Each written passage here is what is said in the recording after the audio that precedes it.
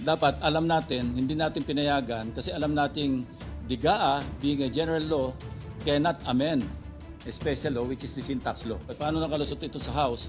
May mga abogado roon. Sa Senate may mga abogado. Paano po nakalusot na effectively inamend ng GAA yung special law? Senator Ping Lacson, kwinestyon ang Senado at Kamara dahil sa nakitang illegal na realignment sa budget ng PhilHealth na umabot sa 74 billion pesos noong 2025 General Appropriations Act or GAA. Senator Rodante Marcoleta, mas lalo namang binigyan ng tensyon ang lahat ng kasabwat sa illegal na realignment na ito. Pero bago ang lahat, mag-subscribe na sa aking YouTube channel upang updated ka sa mga mahahalagang balita sa ating bansa. Ayon nga sa balita, Senator Panfilo Ping Lacson questioned both the Senate and House of Representatives for what he describes as the illegal realignment of 74 billion pesos from Philippine Health Insurance Corporation's or PhilHealth's 2025 budget to other items in the General Appropriations Act or GAA. In a Senate session on Monday, Lacson interpolates on the privilege speech of Senator G.B. Ejercito regarding the Universal Healthcare Act or UHCA, where he flagged the realignment of PhilHealth's budget to other items which left the agency with zero subsidy for the next year. Bakit pumayag ang mga mambabatas sa pagtanggal sa 74 billion pesos para sa Philippine Health Insurance Corp sa 2025 General Appropriations Act kung alam nilang illegal ito? Lacson said. Senator Lacson is recognized. Thank you, Mr. President. With the permission of the gentleman from San Juan and the distinguished lady from Iloilo, what you're trying to my question first, Mr. President, is at what point during the budget deliberations of the 2025 budget was the 74 billion realigned to other items from the PhilHealth funds? By CAM, House version, or Senate version? Your Honor, Mr. President, sa House version po, nandun po, pero mas nabawasan sa atin ng konti, bahagya. Pero doon po sa BICAM talagang nawala mas na. malaki. How much was realigned in the House version? And how much was realigned under the Senate version? And how much was realigned in the BICAM?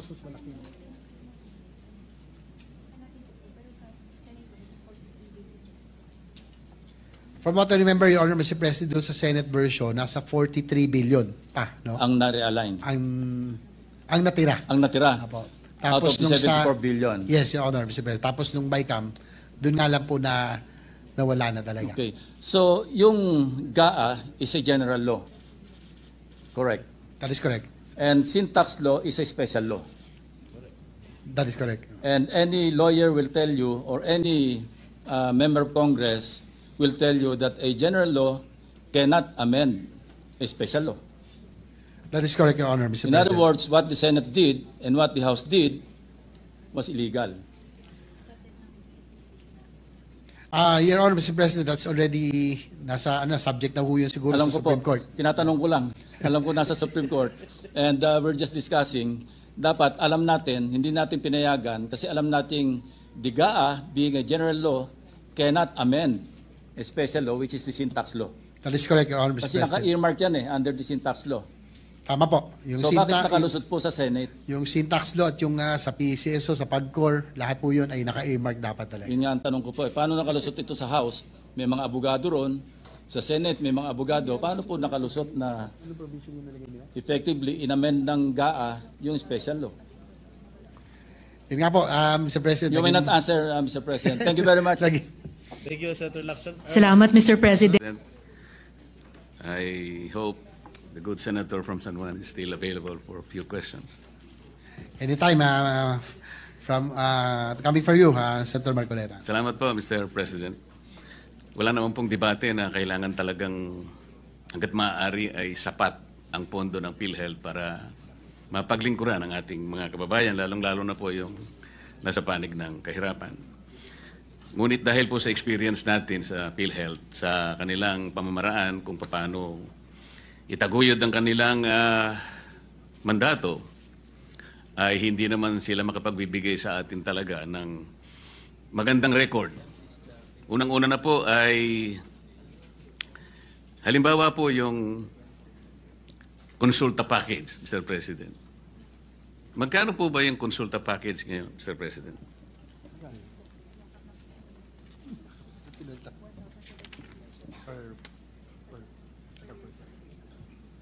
Mr. President, itong konsulta package, yung maganda ho, tinanong nyo, pinalta na po nila yung pangalan, naging Yakap Caravan na. It's about 1,700 ang budget po per person, Mr. President. Magkano po, Mr. President? 1,700 pesos. Yan po yata sa konsulta package, Mr. President. Kasama pa po yata yung serbisyo ng doktor, tama po? Yes, Mr. President, kasama po yung serbisyo ng doktor, basic check-ups, no? Lab test, and yung pinaka-basic po na Kasama po yung check-ups. laboratorio, Mr. President. Dapat po, kasama po, Mr. Sa President. palagay po ninyo, magkano po? 1,700. Sa 1,700 po ba, Mr. President, kasama na po yung serbisyo ng doktor, laboratorio. Magkano kaya ang matitira po para kahit sa simpleng, halimbawa, simpleng sakit na lang. Na-estimate po ba ninyo, Mr. President, na talaga namang hindi na realistic naman yung 1,700. Siguro po nung 1950 siguro, baka sakaling mataas pa po ang mataas pa po ang halaga ng piso noon. 1950 siguro, ang palitan ng dolyar siguro, baka mas mataas pa yung, baka isang 5 centimos natin noon isang dolyar ng Amerikano, Mr. President. Hindi ko po alam. Kasi si Senador Jinggoy po, napanganak na ng 1950s, ako po, 60s po ako Ano po, realistic po yung 1,700 na konsulta package, Mr. President? Ito bang 1,700? Does that include the professional fee of the Yes, doctors? Mr. President. Kasama yung laboratorio. Ano pa Is po it the kaya ang standard mabibili? rate of all the doctors? Is it the Yes, standard Mr. fee? President. Kaya po, okay lang po yung masapatan po talaga. How did they derive on that figure? Baka masasagot po ng inyong butihing kapatid, Mr. President. Yes, Mr. President, sa totoo lang po na medyo, kung titignan nyo, 1,700 for the basic check-ups and lab test, including doctors, para pong ulo pa. Pero tinaas na po natin tinaas na po ito na, nung una po ay 1,200. So ngayon pa ay 1,700. Pero sana nga po, inaano natin ng PhilHealth na aside from the case rates at iba pa, na magtaas po sila para naman maging mas maging katotohanan. Tama po kayo. I agree with you na hindi na ho realistic. Pero kahit paano, this is the budget that was given to all. Do you have any breakdown of it?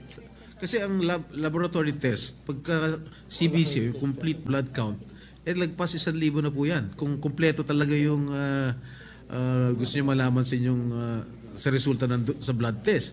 Tapos may doctor's fee pa. I don't think that is sufficient enough. In 1,700 is sufficient enough. Yun Well, nga po that's ang my aking take. tinatanong, Mr. President, kung sino po ang kumuwenta nito. Kung ang kumuwenta po nito ay taga dito sa ating bansa o baka naman po sa ibang bansa po na ibang klaseng salapi ang kanilang ginamit. Kaya nakakapagtaka po, pag pinag-uusapan po natin ng isang napakamahalagang pasilidad na talagang magiging sandigan po ng ating mga kababayan sa panahon ng kanilang karamdaman. Pero kung 1,700 po, alam po nyo, yung aking pong bunsong anak, mayroon pong isang simpleng alaga na aso. Alam po ba ninyo kung magkano po ang nagagastan niya yung parang paliguan? Kasi po may shampoo pa po yata ang importante na yung meron tagagupit po ng kanyang pati kuko po, ginugupit. At nagkaroon po ng Grooming. yung 1,700 po para sa aso, hindi pa po Sapat. sapat Ito pinag-uusapan po natin, Mr. President, Your Honor. Tao po mga tao po ito Kaya po, hindi po magiging maganda kahit na po pag-usapan natin ang napakagandang pinaka-noblest na objective po ng PhilHealth. Kapag ka itong ganitong klaseng mga pamamaraan ay hindi po nila talaga babalikatin, para lang po tayong nagpapatintero dito, Mr. President. Tingnan po ninyo, Mr. President. Based on PhilHealth's latest data, while 102 million Filipinos have registered with PhilHealth, only 27.8 million or 24% are enrolled with Consulta. So, naka-enroll po sa Consulta. Ilan percent po? 24% lang po ang naka-enroll out of 102 million registrants. Kahit na po naka-register, kung 1,700 lamang po ang package, baka po sa daga pwede po ito, Mr. President. Hindi, gusto ko lang po malaman kung kanino po galing yung 1,700 pesos per package. Kung PhilHealth ba? Sino ba? Kaya po nung tinanong ko po, Mr. President, ang sagot po ay 1,700, sinagot po ng ating... Yeah. Where did that figure come from? Siguro, Yes, Mr. President, actually, nagpapasalamat ako kay Senator Marcoleta for pointing this out. Talagang kung titingnan nyo, parang kulang talaga, no? Realistically. Pero yun nga po ang nilalaban ho natin sa PhilHealth ngayon. Hopefully with this new administration under Dr. Mercado, na maiba naman ang magiging direksyon ng PhilHealth. Dati po kasi nung panahon ni Manuel Ledesma, parang yung pagtrato niya sa PhilHealth, para pong ginawang private corporation. Na alam niyo naman ho, Mr. President, sa insurance, ang ugali ng private insurance, kung makakatakas sa liabilities yung mga dapat nilang bayarin, doon po sila kumikita. At the end of the year, pinagmamalaki nila yung kanilang savings and kanilang kinita, no? Pero in the case of PhilHealth, dapat po, dahil po yung government agency, and this is the only agency that is tasked to implement universal healthcare, dapat po talaga ay inuubos ito sa ating mga pasyente, sa ating mga kababayan. Hopefully, Mr. President, with the new PhilHealth head who committed to adjust yung pong kanilang case rates, and they committed also to increase the participation of PhilHealth in every hospital billing, siguro dapat maitaas na rin po natin.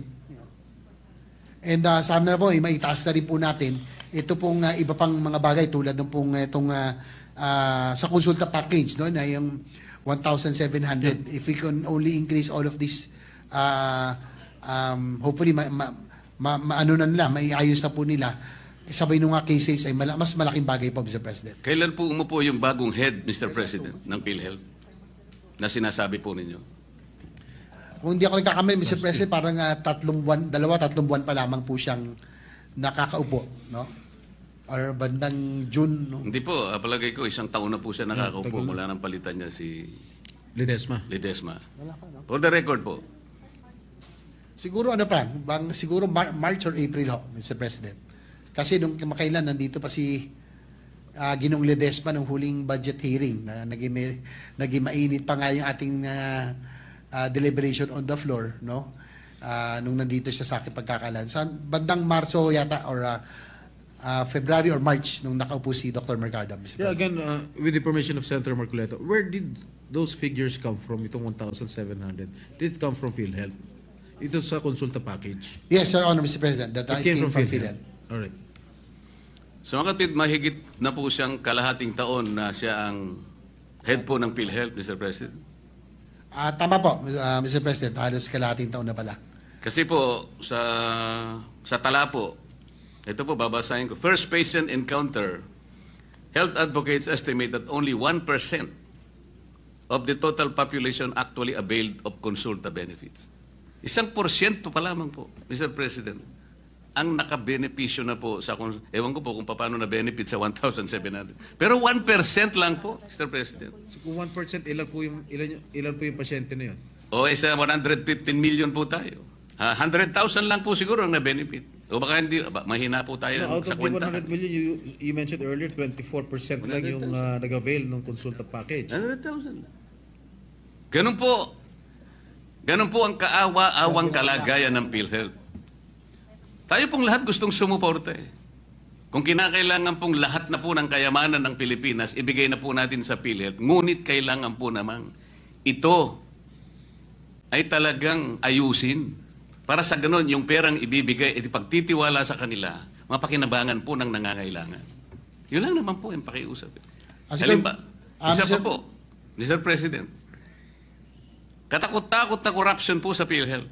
Tingnan na lamang po ninyo kung bakit nawawaldas. Ginawa pong milking cow ang PhilHealth nung kami po ay inimbestiga namin yan.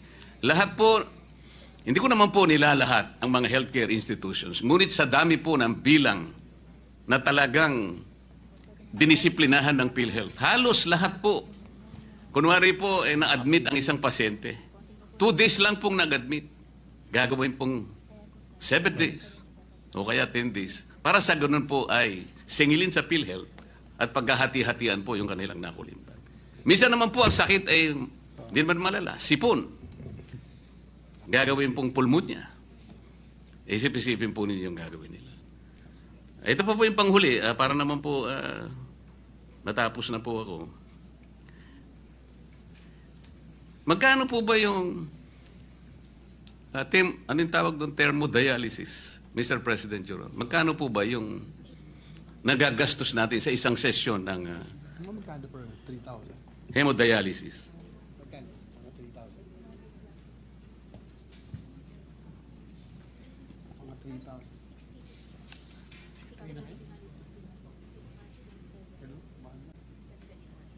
6,300 na? Your Honor, Mr. President, sa huli pong itong latest, nasa 6,350 na per session. Per Your Honor. session? Ang Dati po, nasa binabasa, 3,000 lang eh. Pero Per ngayon, session o per cycle? per session? Per session, Your Honor, Mr. President. So one day? 6,000? 6,350. So how can the... kaya ko po afford that? tinatanong, Mr. President, may palagay po ako ng pinagbasihan po ninyo ng inyong sagot, Mr. President, Your Honor, ay itong nakuha ko pong post dito sa social media. Ito babasahin ko lang po sapagkat nakuha ko lang po. Marcos Legacy. Dialysis, sagot na ni PBBM sa pamamagitan ng PhilHealth. Lahat tayo ay miyembro at kabahagi nito. Ngayon po, sabi niya, second post, BBM Youth Movement, libre na ang dialysis. Sa halagang 6,350 bawat hemodialysis session, sagot ng PhilHealth hanggang 156 sessions sa buong taon. Ang tanong ko po, sino na naman po ang kumuwenta noong 6,350? Kasi po kanina, yung konsulta, nagtataka na rin po ang ating presiding officer kung sinong kumuwenta ng 1,700. Saan po kinuha yung 6,350? Your Honor, Mr. President, dapat po sana under the UAC law, meron po tayo tinatawag na HTAC, yung Health Technology Assessment Council, na ito po ay mga panel of experts, mga spesyalista, na sila po dapat nagde-determine kung ano po yung mga anything technical, sila po dapat ang tinatanong.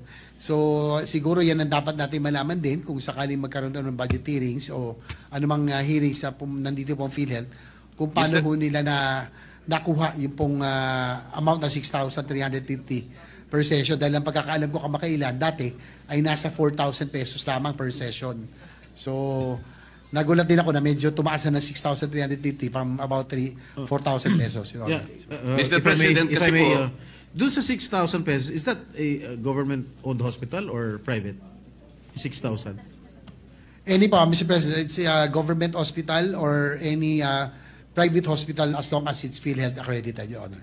Hindi, kasi I just called up my brother who is undergoing dialysis. Tinanong ko lang kung magkano yung per session.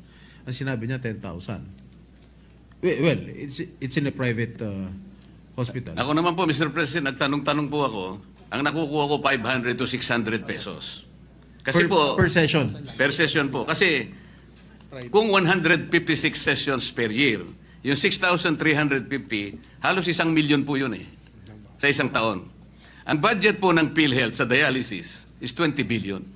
Sa mga katwid, kung ito po ang batayan na halaga, 6,350, 20,000 patients lang po ang kakasa sa 20 billion. Magkano po ba ang isang dialysis machine, Mr. President? Between 600 to 700, 600 to 800 pesos. Kinuwenta ko na lamang po sa 500. Yun po yung nakukuha ko pong feedback sa mga nagpapadialysis. Hindi po dapat 20,000 ang magkikinabang. Tinaas na naman po nila. At the very least, Mr. President, 240,000 ang dapat makinabang. Ito na naman po, pag hindi nyo binantayan, this is again a possible source of corruption. Maraming salamat po.